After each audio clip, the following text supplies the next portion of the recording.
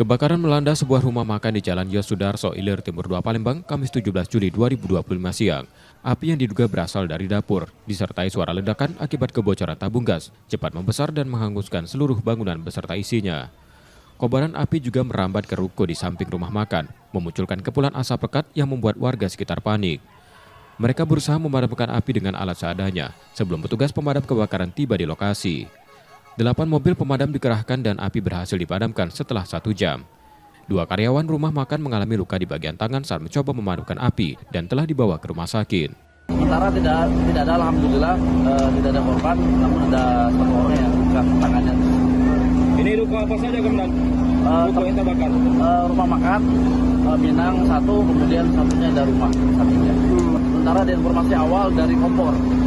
Dari kompor yang mana, Komandan? Kompor dari rumah makan. Polisi masih menyelidiki penyebab pasti kebakaran. Sementara insiden ini menyebabkan kemacetan lalu lintas karena jalan sekitar lokasi sempat ditutup. Reski Oktora, Muklas Diferensial, Kompas TV, Palembang, Sumatera Selatan.